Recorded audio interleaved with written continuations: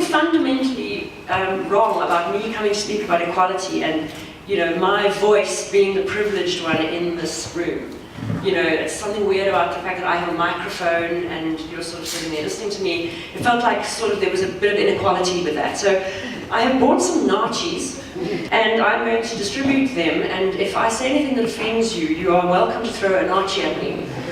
They're also nice and brightly coloured, so if I see anyone's nachi going up, I can duck.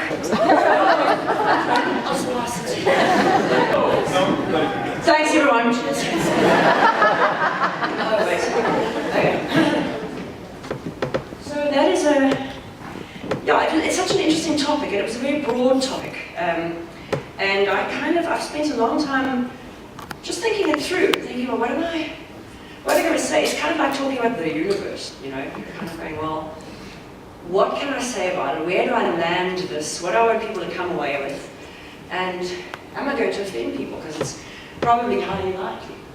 So I've kind of assembled some thoughts about equality, not all of which are of equal intellectual stature. So I have kind of 10 or 11 observations as I was going through my thoughts about it.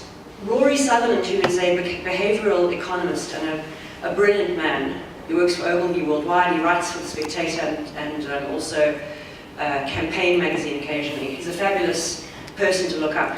But he was talking about giving offense, and he was saying every time he stands up to give a talk, he is aware that he's one inappropriate knock-knock joke away from spending the rest of his career writing tent cards. So I'm equally aware of that. Tent cards, if you don't know, are those things in restaurants that tell you what the specials are. I guess the equivalent in the digital world would be writing 20 iterations of the programmatic banner. So I'm going to tread very carefully. Well, you've all got nachos, so it's fine. You've got power. So this appeared in the email, and it was announcing Fran Luckin, and I would like to thank you for not assuming my gender. So, observation number one, and this came when I was at Beijing Airport on my way back at the start of my very, very long journey back from China recently. And China's a fascinating place, but there are moments when you realize that it is essentially like being in a country run by Home Affairs. This is particularly true at the airport. So what happens is, you can't check in online, and when you get to the airport, they will only open the check-ins 3 hours before, and they will open one desk. So you stand. Now I'm a person, probably most of us are like this, but queuing makes me crazy. I actually want to start ripping my own hair out. And I'm one of these as well. It's not moving. I mean, it's clear that it's not moving. Because if I do this fast enough, I'll get enough centrifugal force to actually, like, move the thing forward. You know, they don't differentiate between. So usually, you know, when you're boarding an aircraft, they ask for the business class passengers first, the people with small children, premium. They do all that thing. There's none of this in China. Everybody is. You stand in that queue, and I usually fly economy, so it's not as though I was. Cross about not being able to go first, but actually there's times when discrimination is helpful because it makes queues shorter. So actually what happens is everybody's queue is shorter because all the business class people push off and they go that way, and then you get to go a little closer to the front because they've all, you know. So there's times when we actually use discrimination, we use distinction to make things more efficient, right? So when you treat everybody as equal in something like an airline check-in queue, it can be incredibly frustrating. So that was an interesting thought that went through my head. I had lots of time to think about that actually as well. The next one, the headline says the difference between knowing your shit and knowing your shit. And this is an observation about language and the way we create meaning. So the post-structuralists and structuralists will tell you that the way we understand, the way we form meaning, the way we understand what a word means in English or any language, is by distinguishing it from the other words. So a simple example is colors. You know what, I mean, it's impossible to describe red without reference to anything else, right, to an object that is generally red. And you know what red is because it isn't blue or orange or green. On the spectrum you can pick out because it's the one that's that color, and it's distinctive from the others. So in language, I mean, there's an example as well. We know the difference between your shit and your shit, because we know that those things have different value. We can see the distinctiveness, we can see the difference, and it helps us create meaning. So, and the whole of language works like that. The way we understand words is in relation to other words, knowing that this word is different. So, table and stable. they're two very different things. The words look very different. They mean different things. And they mean, we create the meaning, we understand their meaning in relation to each other, from their difference to each other. Code works like that as well, binary code. So something is a 1 or a 0, it exists or it doesn't. It's how we create meaning. It would be impossible for us to navigate the world or understand, create meaning without knowing differences between signifiers or words. So in that sense, difference or different values. So we not only notice difference, but we assign different values to difference. Okay, so purely on a semantic and meaning level. So we are kind of hardwired to notice difference and to assign a value or a meaning to it. Thirdly, is equality boring? So the point before was we're actually hardwired to see difference and to assign relative value to it. But this is more of a question about our culture, right? Think of all the great films, Slumdog Millionaire, a kid rises up from out of the slums and wins $1 million in a quiz. We kind of worship that sort of underdog culture. We love seeing people win against the odds. We love it when the odds are stacked against people and we see them triumph, right? So, I mean, and maybe it's our capitalist culture, but part of it might just be our capitalist society. We live in a more socialist country, it must not be the case so much. But we kind of thrive on kind of seeing somebody come out of obscurity and win. You know, there's something about an unevenly stacked universe that creates drama and anticipation, and this kind of, it makes for great films, it makes for great stories. This is a really nice quote. Inequality is dramatic. High stakes and big risks, dazzling successes versus bankrupt failures. Life is thrilling when soaring fortunes can be won or lost. Even more so if you believe that people who become wealthy are being rewarded for their skill, hard work, initiative, and ingenuity. There's a kind of ingrained belief in us, and I'm going to talk a lot about ingrained things and implicit things and innate things, but I think we kind of train to believe that we're all equally capable of achieving, and therefore it makes it more dramatic and exciting when the odds are stacked in the first place. And this is particularly noticeable I'm going to play you a piece of work now. It's called We Are the Superhumans, and it celebrates the Paralympics, and it's an astonishing piece of work. You're going to see people doing incredible things in the face of enormous odds. I mean, some of the things these people do are absolutely almost unbelievable.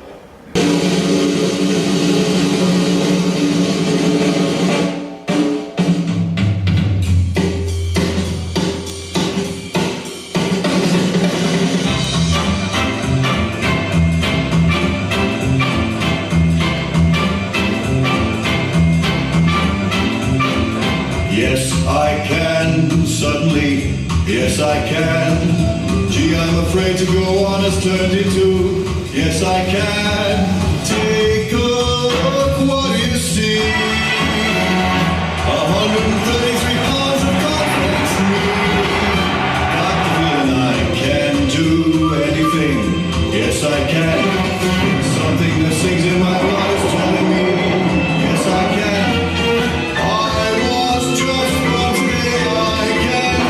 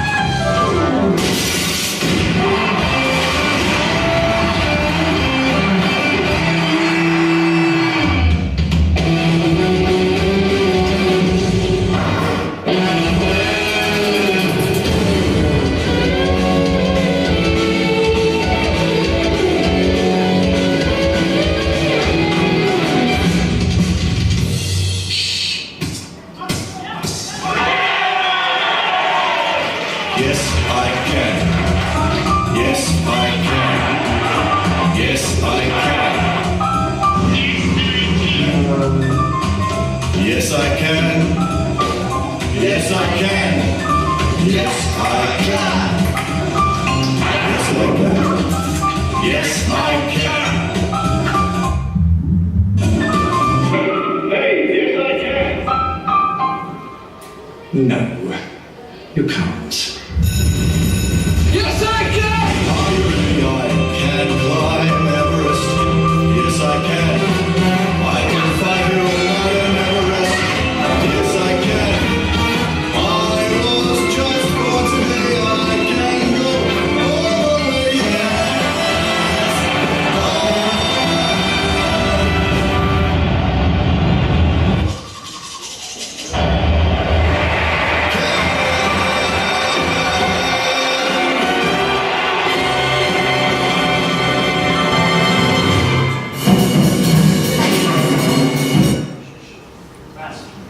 I mean, I love a piece of work. Sometimes when I watch it, I think it's not okay to just be ordinary anymore. It is amazing, and they're doing incredible things. But what's also interesting about that piece of communication is the idea that extraordinariness is something that can be achieved by everyone, which in itself is a nonsensical statement, right? By its nature, extraordinariness is rare. So that is very interesting. That's kind of a thing that's emerging in culture, and it is. So don't get me wrong. And again, I kind of think what I'm doing here is turning over stones in a way, because I want to examine this issue of equality. It's not a simple one. It's not as if it's a black and white issue. And this, for me, is an example where in culture we have celebrated the ability of people to rise above their circumstances, but we also, the implicit message here is that anybody can succeed because we all have grit and determination. You know, that extraordinariness is within reach of all. And that's fascinating to me because I don't know. Does anyone, do you think it's true? Yeah. Do you? Yeah? I mean, to achieve that kind of, so outside of systemic problems, so those athletes are, you know, probably not living in a mud hut in kind of, do you know what I mean? They've had access to training and to equipment and to prosthetics and things like that, right? But if you didn't, if there was a systemic, so I think the thing with this, we tend to overlook systemic issues, things that, so we assume that everybody has the autonomy and the ability, it's purely about determination and grit, that anybody, we're all equally able to achieve purely through like determination and grit. And I think that can be slightly dangerous because there are massive systemic issues. I think a lot of what I want to talk about is just awareness and reflection. So when we watch a piece of work like this, it is amazing, and you come away going, wow, human beings can do anything. But there's a watch out, which is that there is an assumption here that it's just grit and determination that'll get you there. The other one I love is that thing where the universe, the universe closes doors, but it's another one that's going to open. I mean, jump and the net will appear. It just isn't true. Like in a lot of, it's a very middle class point of view. Do you know what I mean? Oh, lost your father in a landmine. Oh, there's a landmine accident. There's a better dad out there. I mean, what is that? And so the notion of equality gets thorny in our industry as well. So we work in the talent business, right? We are our entire industry is predicated on the fact that there exists something called talent. It exists in different measures, and that some people have more of it than others, right? And that's not actually untrue. Don't you wish your girlfriend was hot like I Mac? have one of these. Don't you want a boyfriend that's freak like me? Don't you? Don't you wish your girlfriend was wrong with me? Don't you wish your boyfriend was fun like me? Don't you? I actually like that guy. Don't you? I know that. Don't you want your girlfriend to be hot like me? Don't you wish your girlfriend? Don't you wish your boyfriend was rough like me? Roll like me, no, freak like me. That's a feeling. Leave it alone. And so so talent is not equally distributed in, it's so musical talent, it's not equally distributed. It's not everybody is born with the same amount. Not everybody can draw. I mean, there's this, in our business we do, which is advertising, we do differentiate between different levels of talent. we have to. It's part of our stock and trade. It's the thing that gives us our competitive edge. And it's an issue in our larger society as well, and probably more so in our capitalist countries. But the entire concept of competition is based on kind of competitive advantage, working harder, having the better talent, paying the better salaries. So, in an economy like a state-planned economy, you get one kind of breakfast cereal, one kind of milk. But our economy is based, the free market economy is based on the concept of inequality, of being better than the other person, of beating them, of having better resources, more money, better people. And it creates inequality, obviously. So, I mean, everybody's seen these graphs, but this is the share of total wealth of the top kind of percentage in countries. So if you look at us, 41% of the country owns most of the wealth. So it's like, it's the, I can't read it at the top there. But over the world, the lower half of the global population owns less than 1% of the global wealth. The global wealth is owned by 10% of the... And that's the outcome of competition, which in itself is possibly not a bad thing, because you want to be competitive. It's great when you kind of win business or when you're better than the other person. And again, I think a lot of times our economy hardwires us to compete. Do you want me to go back there? Do you want a picture, Ross? Yeah. The alternative, though, of course, is a planned economy, a centrally planned economy where you kind of have no choice, and life would be a lot less rich. And this extends to the internet as well. So when there's quite a lot of studies that are showing, and I think probably experience may back this up as well. The internet is actually, in some sense, it drives inequality, because people with access to it have more of an advantage. They have more access to information, to cheaper goods, to a wider range of goods. It's interesting because when sort of back in 1968 there was a movement called the Whole Earth Catalogue, and this came out of, I mean, the internet was born in kind of LA, and in sort of the kind of hippie era, and in a sense it was hailed as this brave new world, this incredible connecting. It was going to lead to a new way of thinking. It was a new paradigm that was going to connect the entire world and uplift everybody. And the Whole Earth Catalogue was kind of published in the years between 68 and 72. And it was driven by idealism. A lot of the early internet founders were incredible. They were idealists. They were hippies and idealists. And they saw this as the kind of new world order. It was going to be this incredible leveler. It was going to bring access to everybody. It was going to be this incredible equalizer. Everybody would have access to, so it's almost the perfect information scenario. So you'd be able to access any information you needed in order to make better decisions. You'd be able to have access to education. And of course we know that's probably not really the case at the moment. I mean, if you look at the web is now controlled by a couple of big media companies, essentially. We know that your access to information is also controlled by your previous interests. So there's quite a lot of controlling interests in what you see. And a study done by the London School of Economics has shown that it was done in Denmark. They studied over 1,000, it's a fairly small study, but quite intense, in Denmark, and it found that wealthier people, the internet is increasing the divide between wealthy and sort of less privileged people, because the wealthier you are, the better the internet access you have, the more access you have to better choices, wider range, you can make more decisions about price, you can get things cheaper. So that was really interesting as well. So even the internet, the great leveler. So I think where I'm going is it seems like there's almost something hardwired in us that drives towards inequality, competition that creates divisions. We worship success, and we create this kind of myth or story that success is available to everybody. You just have to want it. And you have to go out there and take the risk, and the universe will give it to you. And actually the reality of what we're living is kind of, it's showing us that that's not entirely the case.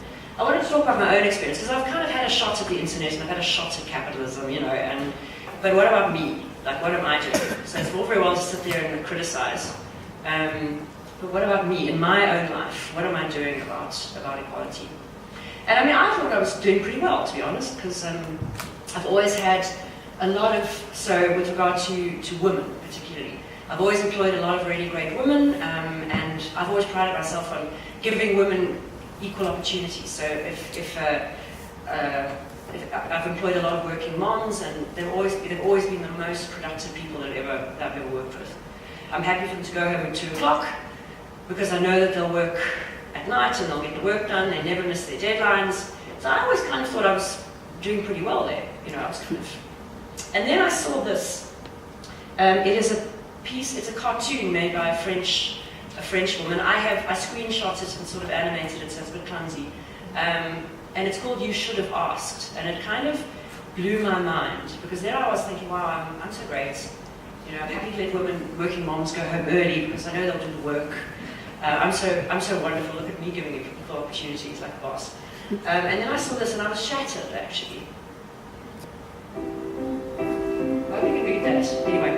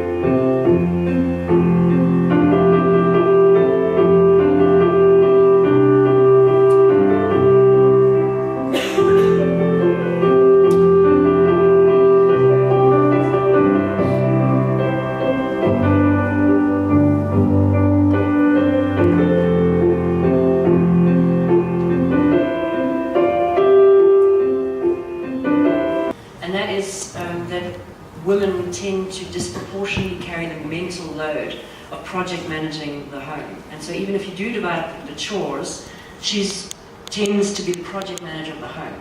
And so even if you both have full-time jobs, it is likely to be the woman who is worrying about the dog's vaccination and buying toilet paper. Women disproportionately carry that load.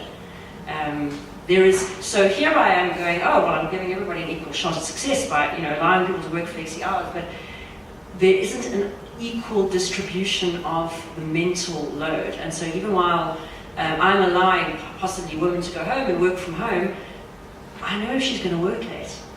So am I simply allowing her to just work more? Marissa Mayer got into a lot of trouble at Yahoo because she stopped the remote working policy. And she was criticized by a lot of people, including women, who were saying, well, at least I was able to look after my child and still get my work done.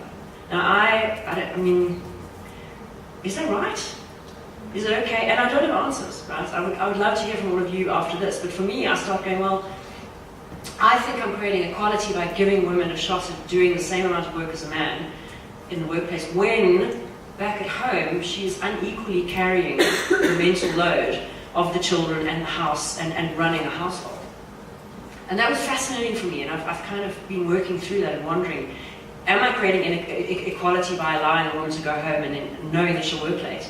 Is that okay? Am I just asking her to do more work? So I'm allowing her to do 2 jobs, not 1? I'd love to hear your perspectives on that as well. I think that's something I'm trying to work through. And I think the point I'm trying to land here is that we just need to be reflective constantly.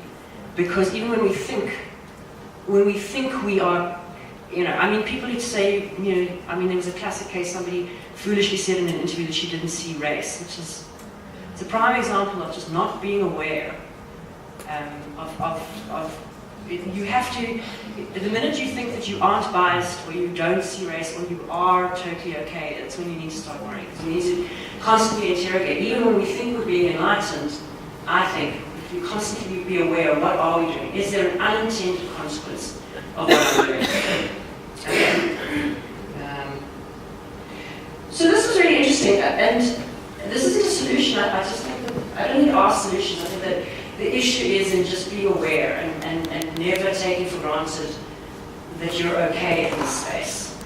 There are systemic issues, there are major global issues to do with the way our economies are run, but on a personal level we can take more responsibility for our own attitudes and our own, even be open to criticism from some, I spend a lot of time on Facebook, and there's a lot of debate, there's always a lot of debate that goes on, around the government, and I try and follow as many different perspectives as I can, because I want to know, I want to know, I can't assume that I'm okay and I'm enlightened. So I kind of want to see as many different viewpoints. And that's one of the things that worries me about social media, is the automatic,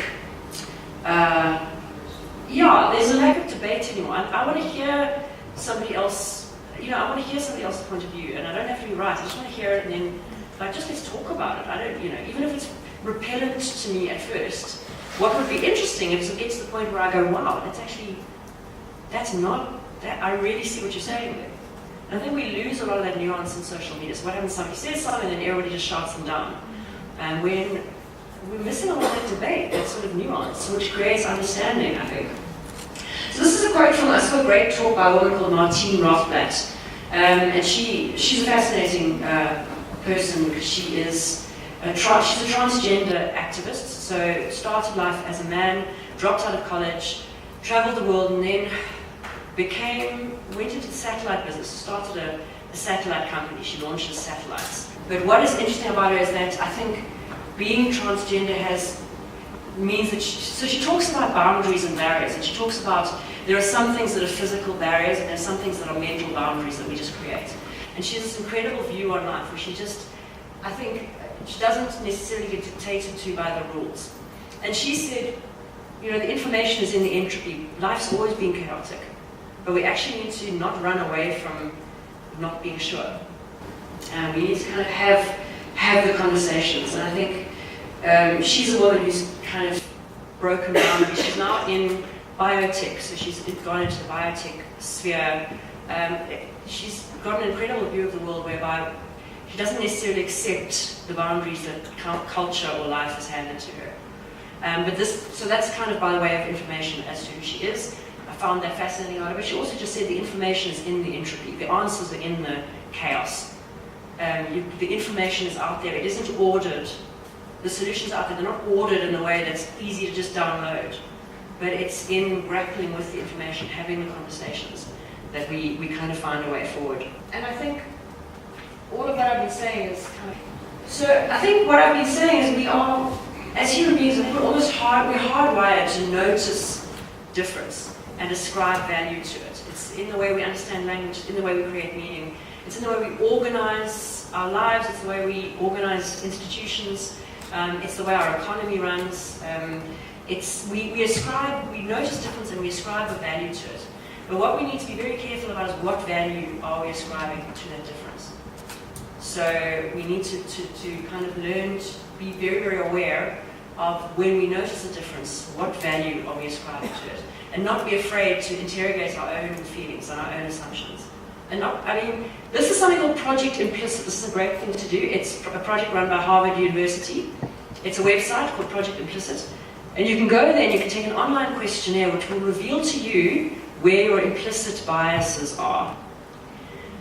So you can find out, there's a number of questions. You can find out whether you are more likely to assume that women are better at jobs in tech and science than men, or whether you implicitly assume that transgender people are, so you find out where your implicit biases are. And it's quite interesting, because I did one of the tests and I found that I was implicitly angled towards assuming that men were better at science and tech. I don't know how else to say that. I'm embarrassed. I wanted to die, but that's what an implicit bias is. I thought I was fine. And because the test tricks you, you don't realize it reveals your implicit biases. And so that's a really interesting exercise to undertake. Go and look it up, projectimplicit.com. I think it's run by Harvard University. And again, just don't be afraid, I think, of finding that out about yourself. Because it's the first step. Getting that information is the first step towards self-awareness. And self-awareness will help us, I think it will help us to kind of be better at figuring out how to treat people equally. So part of recognizing our biases, part of understanding what value we assign to difference is a step towards truly embracing diversity and recognizing our own biases which might be preventing us from embracing people with different points of views and different talents. And I mean, gender diverse companies are, this is a McKinsey study, gender diverse companies are 15% more likely to outperform the market. Ethnically diverse companies, 35%. So it makes solid business sense as well. It's not, inclusion is not just a politically correct thing. It makes for better societies, it makes for better work. Having different opinions and different perspectives around the table. I won't show you this, it's too long, but it was an amazing video from Cannes. Look it up, it's called The Territory by a band called The Glaze. And it was astonishing because it was something that doesn't often get seen on mainstream kind of Western screens. It was the story of an Algerian who goes back, he's a refugee, he goes back to Algeria, and it's the most beautiful piece of film. But I think it blew everybody away because these are stories we haven't heard before. And certainly in our industry, that different stories are so valuable. Not only recognizing different points of view, but just the richness that comes from different stories, different storytelling. This is just a little sidebar. So Grey, I'm part of Grey Worldwide. Grey in London has rebranded itself Wallenstein and Fat for the year 2017. And there's an interesting story behind this, right? Because Grey is not the sexiest name for an ad agency. You know, I tell people I work for an ad agency with Grey, and they go, cool. The story behind this is that Grey was founded in 1917 in the States, in New York, by two Jewish men called Wallenstein and Fat. And they didn't feel they could put their names on the letterhead because they were Jewish. And now in 1917, they've changed the name back to, I mean, it would be great if they could do it permanently, but I think it's hard to imagine now, isn't it? But actually, I mean, there's still massive injustices that exist in our society today. This is a really great, and it's part of a bigger diversity, but it's just such an interesting vision of where we've come, but we still have so far to go. Oh, this was just a tiny little naughty aside, which is that this whole issue about human equality might become irrelevant once we have robot overlords. So there's this whole debate. Elon Musk is terribly worried about AI. There's a bunch of, he's started an initiative to look at ethical AI. Elon Musk is fairly convinced that if we create super intelligent AI that then can become smarter than us, you know, they might actually either eliminate us or turn us into slaves, in which case we will all be equal, which is very exciting. It's interesting because the debate at the moment is around do we award personhood status to AIs? You know, do we recognize them as human beings or do we make them slaves? So my thoughts on that, and I'd love to hear perspective from you, is that to award them personhood is more about equal status and equal rights and respect is the right thing to do because it's about who we are. It's about, you know, am I making sense? Yeah? But it may all be a moot point anyway eventually once we... Larry Page apparently has now started feeding his dog. This is Dinkamite. This is a quote that I read in, it was in GQ, it has to be right, it has to be true. Larry Page has started feeding his dog steak because he suddenly started thinking, I might be some robot's pet at some point. I'd like to be treated well. He sort of changed how he looked at his dog. So it was in GQ, it's got to be right. And that's me. I would love to have an Archie phone me or questions or something. Otherwise I'll pick on you. I know a couple of people here. How much? 2 powerful questions. How much wood could a woodchuck chuck? If a woodchuck could chuck wood. He would chuck wood if he could. Oh, my hat. Nice, thank you very much. I'm going to pick on people if nobody says, you, so Hi. I think we're humiliated by our implicit biases. I think it goes further than just feeling like a little bit uncomfortable about it. We refuse to acknowledge them. Yeah. And I think that the internet and the way we interact with the internet and the way it's structured has come to mirror that. So, for example, if I Google something, I'll get a completely different result to you. And it goes further than that. We follow people who validate our points of view to the point that our world becomes increasingly small. We all know that the internet is this ever-expanding space where we can find the answers to anything. But I think if each of us took the time to map out the space we take on the internet, where we visit, it's tiny. And I think that's really fascinating. I think that we've got these places like Facebook that are meant to make socializing so much easier, make conversing with people so much easier, but it does the opposite. We don't debate. And I think that's, all of this is a result of the humiliation we feel about our biases and needing to follow people who do validate us. It's easy. I follow loads of people who are alt-right on Twitter. They have these crazy views that directly conflict my values. But that to me is far more valuable than following people who agree with me. And I think that it would be really useful for everyone to face those implicit biases we have and to put ourselves in spaces that make us incredibly uncomfortable. And the internet does afford us that. We've actively chosen not to use it in that way. And do you agree? Do you think that those are the reasons that we do have these algorithms which constantly blink our worldview? Again, it's the myth. So we're operating under the myth that the internet is this equal access to all the information in the world. And it isn't. And I think that's kind of, I'm not sure why, but I think that's why we have to be so self-aware, because we operate under a myth in a lot of senses. And one of the myths is that anybody can do anything if they're just determined enough. The other myth is that the internet is this amazing free market, it's this amazing access to all the information in the world. And we know that it isn't. We're learning increasingly. And I get the market reasons for it, because the internet is now largely a vehicle to serve you advertising. Never mind. But you know what I mean. So we know more and more that our interests are being catered for. We're getting served more and more of what we like. But we're operating under the myth that we can get access to any information we like just by searching. And so I think again it's that aspect of, I don't know, somebody needs to invent a really bad search engine that gives you completely, I know, and there are actually programs. There was something called Journalist, which it's an app on the App Store where it's, if you Shazam a news report, it finds you articles from a contrary point of view. So it takes the keywords in the report and serves you. Yeah. So things like that, people are working on things like that, and I think it's great. So that's just one of them, but there are others. Search engines and services that will feed you opposite. I think the New York Times did a thing where they did 2 news feeds, one from a very, very left-wing Facebook and then one from a very, very right-wing, so that you can see the articles. I think it's still up. You can search it and you can look at things like abortion, and you can look at a very, very right-wing publication and a very, very left-wing. And the thing is, if we just stop with the outrage, we just listen and go, well, hang on, is there a point here? Nothing's ever black or white, like it's not that simple. So everybody can do everything, like that is definitely a myth, but it's also true, like it's both. Because yes, not everybody's born with the innate talent to draw, but I do think that, with enough grit or whatever, like you said, we can learn. So we can learn, but we also are, it's just complicated. It's a paradox, both are true.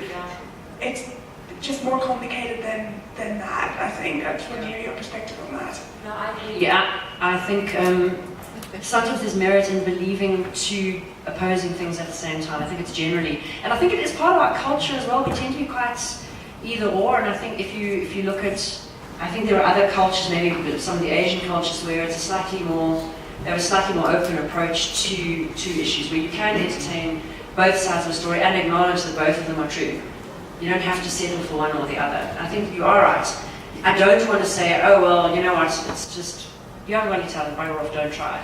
Right? Because there's merit in trying, and you can do incredible things if you are determined. But at the same time, we need to watch out for the ideological underpinnings of that. I think that's because ideology is invisible, and we need to watch out for that. behind there, that we don't buy wholesale into that idea, that we're aware of the ideological underpinnings of that belief.